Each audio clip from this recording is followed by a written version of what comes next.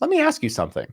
Are you having a hard time with your procurement process? Are you struggling to find the right suppliers? Is negotiating time consuming and tedious? Are your materials showing up late, causing project delays? If you answered yes to any of these questions, I have the solution for you. CBUSA. CBUSA is the leading construction group purchasing organization, and they're making all these pain points a thing of the past. Soon, top builders in Minneapolis will have the opportunity to use CBUSA as their procurement partner. Minneapolis isn't the only market, though. Go to cbusa.us/learn to see if there's an established or upcoming chapter near you. That's cbusa.us/learn. Additionally, episode number 26 has an interview with Ryan Lipchek from CBUSA for more.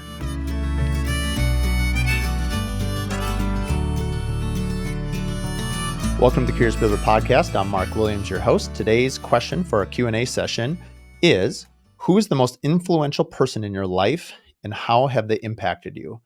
Wow, this is a whopper. I would have to say without a doubt that this would be my mom and dad. And it's interesting to reflect on that. I'm 43. I grew up, as I've mentioned previously on the podcast, I forget which episode it is, in December, I interviewed my dad. And he's had such a huge impact on me. So maybe we'll break them down one at a time. My dad was a builder for 25, 30 years. He built homes. He built probably 40 homes a year. And I remember as a kid, things that I do now that I had no idea how helpful they would be in running a business. And so I'm going to speak mostly to about business things, but it does how we run our business and how we do the little things is how we do big things, as they say. And so and maybe everyone thinks that their parents are the most influential in their life, but that's just who comes to mind for this question for me. And, when I was a little kid, I remember that my dad used to have my sister, Ashley, and I pick up the phone. We couldn't have been that old, maybe 7, 8, 9, 10 years old, pretty young. And I sort of remember not liking it. And I remember my dad saying, because this was before cell phones and computers and email, he'd say, get Bob Anderson on the phone. And I would have to go to the phone book. I would get Bob Anderson on the phone and I would call and say, hi, Bob, this is Mark Williams. I'm David Williams' son. My dad asked me to give you a call and set up a call with him. And then if he answered or he responded, then I would hand the phone over to my dad. And basically, I was being a secretary. But one thing I didn't realize, and I have to believe that my dad probably did this more out of a lark or because he was an extremely good delegator.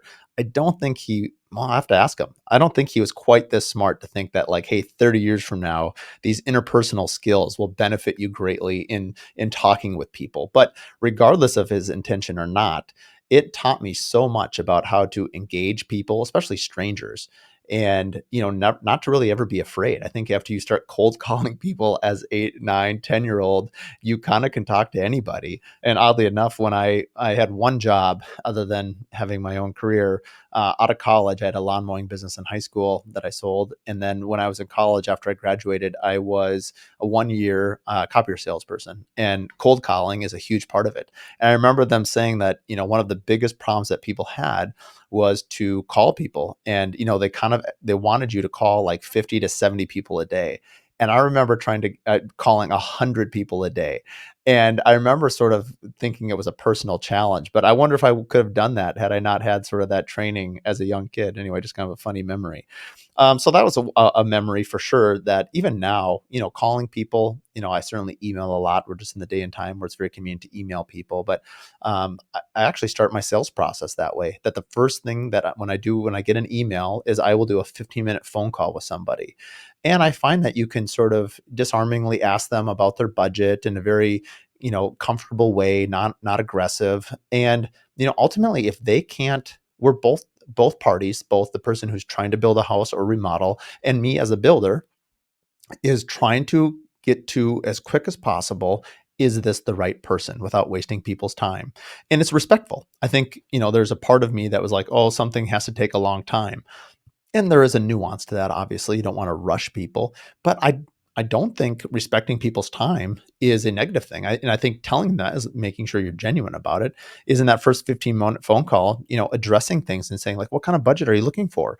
What kind of experiences do you have? And I think those phone communication skills are extremely important, and it saves you hours on the back end. I know earlier on in my career, I would take every meeting and any meeting like most young entrepreneurs, and you'll like a dog chasing a ball down the street. You'll talk to anybody because you're just looking for a sale. Now, identifying your ideal client, like I didn't even know what that meant until a few years ago. So for, let's call it 16, 17 years in my career, you're just aggressively chasing anyone that'll call you. And man, you spend a lot of time doing that. So anyway, phone skills was something that comes to mind. I remember, again, just being a kid, we used to empty the dishwasher. That was kind of one of our chores that we did around the house, mowing the lawn and doing other things. But I remember this saying, and to this day, I still use it. I haven't taught my kids just yet, but I know that I will. And my sister and I, just having seen her out in Tahoe for a brother-sister trip here recently, we talked about it. And it's once a job has begun, never leave it till it's done. And I remember that I must have been unloading the bottom rack of the dishes, and then like walked away. I probably went outside to play baseball or basketball or something, and just left the top dishes undone. Probably left the door open too. And I remember, anyway, I must have done this more than once. And I remember my dad teaching me this little slogan. And so sometimes, whether I was raking the yard and I was halfway done, I would think, you know what? Once a job has begun, never leave it till it's done. And there's something about just finishing what you're starting. And so much of the business stuff that I do today is simple.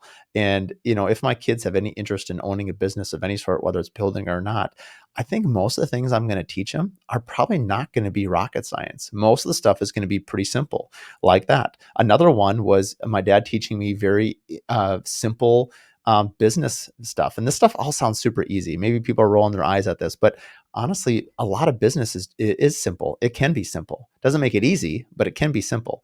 And one of the ideas that he said was, if you make $100, I think I asked my dad, how are you successful, or why are you successful? And he said, if you make $100, a day, and you spend 101, you're going to go broke. You're going to go bankrupt. You're going to go out of business. You won't be around. If you spend $99, you're a profitable business. You will stay in business. I mean, that is such a simple thing. As a young kid, like, I got it. There are times in my life where I forgot that lesson, where whether you're doing a spec home, or whether you're borrowing large amounts of money, or whether you think, if you're not in tune enough with your overhead as a business. This is why, like, our WIP reports and, more advanced metrics in building are so important. They call them KPIs, key performance indicators. It's like your gas gauge for your business. Having a few of them so that you can really understand, like, I'm out over my skis or I'm on the back of my skis. And what I mean by that, for the non-skiers, is if you are spending too much money, you're going to burn up. And there are times where it's appropriate to do that. Maybe you're doing a marketing campaign where you realize that, this is going to pay dividends, but at least and you're making that educated decision. So I thought that was really helpful. I also learned a lot from my dad about how to treat the subs. And I'll talk about my mom here in a minute. But, one thing that my dad, even to this day, the subcontractors and the trade partners that my dad worked with, were multi-decade relationships. And, for me, I think my plumber is where I think I'm the third generation, and I think they're third generation on their side too. They have a son that's taking over the plumbing business at some point. And that's a pretty special thing. And we've talked before on the podcast of just how emotional and how, for me anyway, I'm a very loyal person. Sometimes maybe too loyal, but this is the good side of the loyalty, is that you develop these long standing relationships. You care about them. They're your family, and they care about you. And I would argue that in the long run, even if let's say you might think you pay more, I actually think you pay, in the grand scheme, I think the value is far higher and the price is far lower if you choose to seek relationships over a transaction. And I'll go to my bet on that one for sure. And if nothing else, it feels way better. And it comes out in your work, it comes out in your mental health, it comes out in your character. And so I think, honestly, caring about the subcontractors and the trade partners, because, I am essentially what they used to call my dad, a briefcase builder. I'm a marketer who happens to build homes. But I've joked with my clients before that the calluses on my hands are not from working on your house. If you see me working on your house, like call the PM, I'm ruining something. And I say that because my tradesmen are so much more skilled than I am. I'm thinking my cabinet guy in particular. I mean, he calls himself a wood butcher, but he is a wood maestro. I mean, Rich can build anything out of anything regarding wood. He's an incredible craftsman. And so I think just generally being impressed and making sure, sometimes this is harder for men in particular, but saying thank you, finding ways to show them that you validate and appreciate their work. My dad was amazing at this. He also was never above doing the lowest job. I remember even as kids, we would go to the job site, again, young, 9, 10, 11, 12, however old we were, and we would push a broom. And my dad would go on job site visits. He'd take me and he'd say, here's a broom, go sweep the studs. We're going to insulate next week, or just clean up. And, he'd pay me an allowance or whatever. And I'd go around and I'd pick up everything, throw it in the dumpster. And I remember doing that for years. I never thought anything of it. And as a kid, you kind of make a game out of it. I remember one time, actually, this is a funny memory. I was up on the second story with my cousin, Jason. My uncle was a builder as well. And they dropped us off and said, we'll come back in 4 hours. And somehow, because everything has to be a game with me, I somehow convinced my cousin that we should take all the trash to the second level. This is so ridiculous. And chuck it out the second story window to see if we could get it in the dumpster. And I think when my uncle Jeff came back, it must have been one of his homes. There was debris everywhere, but in the dumpster. I mean, it was all around. It was like the home run derby, and there was just balls in the outfield. There was none where they were supposed to go. Lake Society magazine is Minneapolis' premier target market boutique lifestyle and design publication. It embodies the unique lifestyles and design of the Minneapolis City Lakes neighborhoods. From Lake of the Isles to Lake Harriet, it showcases the best in local design projects by both premier builders, architects, and interior designers in this area. Lake Society magazine has the look and feel of a national publication with glossy covers, high-end finishes.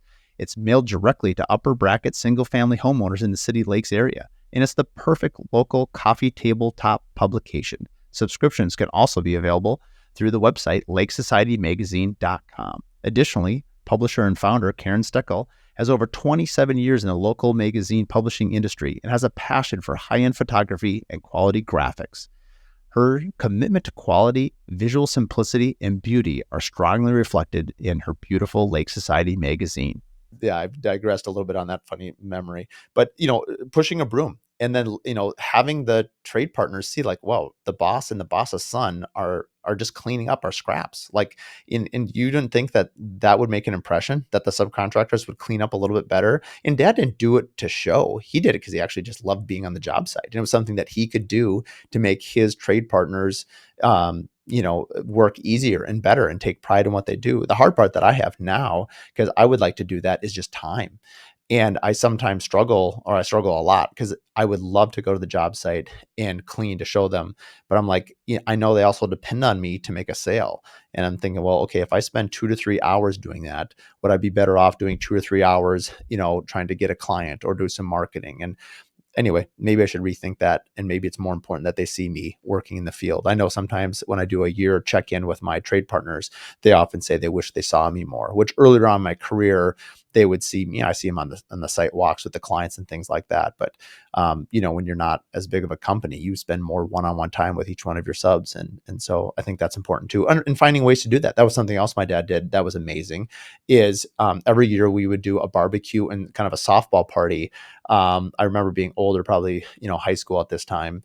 And, I'd go to these subcontractor parties and I would see all the guys, and, Dad and Uncle Jeff, who is a builder, as I mentioned, would, grill hot dogs and burgers, and they would just rent a baseball field in the middle of the day. We usually do it like on a Friday. So guys had a little bit more flexibility because weekends was so hard to get people to leave their families, nor would we want them to do that. So we would take a half day on the Friday afternoon, rent a ball field and just play softball. And it was so fun to see. In fact, one of the most strong memories I have as a relationship building thing with our trade partners is we were playing softball and it started storming and lightning and, I mean, crazy amounts of rain. And we were already outside playing and we are soaked to the bone. We're like, well, we're not going to stop. And we played for another couple hours in the pouring rain. I remember sliding into like second base and it was just an absolute lake and just, completely splash in mud. But to this day, that must have been 15 years ago. Some of our trade partners still talk about that softball game.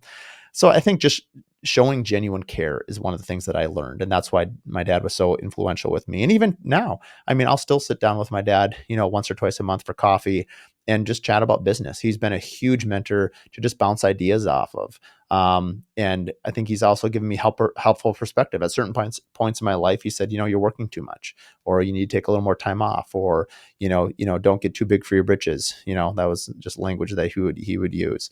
I think he would also, most business owners would know the principle KISS, keep it simple, stupid. I think my dad was very successful at keeping things pretty simple. He had a way that, like, he taught me how to do a WIP report, but we didn't call it a WIP report. And I'm sure most CPAs and accountants would cringe at how we did it, but we were consistent and it worked. And until I, got more sophisticated on the back end of my accounting over the last, 5-6 years, that WIP report, the way we did it manually, worked just fine. And it always told me exactly kind of where I was. And I would track it month to month, year to year, and I could see trends of cash flow. And it worked really, really well. And so I sometimes think that, having, even though it might not be, if it works for you and you've been successful with it, don't just completely abandon it. There was a time where I stopped doing it because I was transitioning to some more sophisticated software. I should have done it in tandem. I should have kept doing it kind of the old way as well as the new way until I was more comfortable with the new way. Because I would say there was about 12 months where I sort of felt like I was driving with no headlights on at night. And it was really uncomfortable because I had departed from what I knew. And it took me a while to kind of sort it out. Um, so yeah, my dad was also a really good showman. My dad could sell. And I learned a lot of that from my dad as well. Just, being in front of people, entertaining people, giving them time. And maybe here at the last part of the question is, the most influential person has to also be a balance of both my mom and dad. And for this question, my mom taught me about how to treat people. My mom is by far the most genuine and generous person with her time of anyone I've ever met. She will always make time with you. I mean, my dad will too, actually. But my mom was really good at, I've quoted this verse a lot, and Solomon said it, so not my mom. But a soft answer turneth away wrath. I don't think my mom has used that verse as much as I have. She's just lived it. And she would always sort of encourage my dad in difficult situations. And I would watch this, to proceed with kindness. And she used to always tell us kids, kindness is never out of style. And I can't say I'm perfect at this, by no means am I. But I often think of that when I go into a difficult situation, or to just show someone some gratitude. And, you can, if you obviously, that thing of kill them with kindness. I think if you go in and tell someone, hey, you need to do this, that, and another thing, it doesn't usually, especially with men. I know I don't respond very well when my wife says, do this, do that, do this. It works a lot better if someone says, hey, would you mind doing this for me, please? Or could you help this? And I found that frame of language very helpful in building a home, not only with our clients, but also with our trade partners. And, asking them, again, being genuinely curious about what they're doing. I am, for instance, I'm not an expert trim carpenter. And so, Todd, who is my longtime trimmer for 15, 16 years, if I went into it and he would say, Mark, what do you want to do on this window trim detail? This is before architects, where we had enough, details where they're telling us how they want things laid. And I would say, well, Todd, I mean, what would you do if this was your home? And that was always kind of my go-to question, because A, I didn't know the answer, but B, he's an expert. Why would I tell him what to do when he really knows? I just need to give him permission and really show him that I'm on his on his team.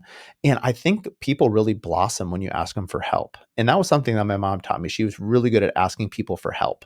My mom is not, she would never describe herself as a Rhodes Scholar or some genius intellect, but I don't know anybody that can get more things done than my mom. She can ask anybody anything for help. And I've never to this day seen anyone turn her down, either the way she asks it or the kindness in which she asks it. I mean, she is an incredible, where my dad was an expert delegator, my mom was an expert, asker of help. I don't know what the word is for that, but she was incredible and still is to this day. She can ask for help in a powerful way that if you ask somebody for help, it sort of empowers you. And I probably need to remember that more and more to ask people for help, because I think when you do, it does two things. One, it sort of empowers the other person and they feel really good. But it also, there's something that happens to you too. There's the kind of a softness and a humility that comes across. Again, that's real. You can't fake that. And so I think I saw also how my mom, being an interior designer with my dad, and I often asked them both, I said, what made you successful builders? And my dad said, I knew how to build a home, or build a house, but your mom made it a home. And I think, so many of the decisions that are made in a home are made by women. And the point of it is, if you can't relate to women, if you can't make them feel comfortable, I think my mom has done an incredible job of teaching me how to respect women and how to speak to women. And so often, especially, being a young man, 23, 24, 25, all the way up to my age now, it's never out of line to speak kindly to everyone, but you need to be approachable. You need to be kind. You need to, I think sometimes builders might have a stereotype of being sort of roughnecked a little bit. And I mean, certainly I've met plenty that are, but honestly, a lot of them are salt of the earth. And, sometimes as men, we look at other men and we think, oh man, they look pretty gruff and pretty rough. In fact, I'm thinking of this, I'm not going to say his name because he might listen, but there's this gentleman, I'll just call him Ron. And he's this big burly dude. And my wife loves him. He's like a big puppy. And so sometimes I think we think image is what makes us approachable to women, but I think it's attitude. We're excited to announce that we've opened up another Curious Collective. For the last year, we've had the Curious Builder Collective. We now have the Curious Builder Collective for designers. The first ones will be happening in September. All the details are going to be on our website. We have 30 spots available. Half of them have already filled. We additionally have 8 spots left in the Builder Collective. If you're interested in getting together in small groups of 9 with local Minneapolis-based builders and designers in separate groups and talking about your business, talking about your brands, asking those questions that you wish you could ask another business owner, then this is the place for you. Details can be found at the CuriousBuilderPodcast.com. And this Ron character, his real name is not Ron, but I don't know, there's something about him. You think, man, how could anyone, he does not seem very, cuddly. It'd be like a dog having spiked collars, but this little puppy, he'll just lick you to death. And he's just very approachable. So I think just having an attitude, and I've had some where I've had some people on my team that honestly, I've had to let them go, not my inner team, but subcontractors, where I consistently have my female clientele tell me that they find them abrasive, they find them rude, they find them sexist, they find them, very abrupt. And, after a while, if you hear it from multiple clients, as the owner, I have to do something about that, because you can't have people talking to anybody that way, much less, your clients and the women that you're trying to make comfortable. I mean, building a home can be a daunting task. And if you can't sort of make it approachable and make it, kind of soften the edges a little bit, it's just hard to stay in business and maintain that really deep relationship driven business platform that we need to do in the home industry. We're not selling nuts and bolts.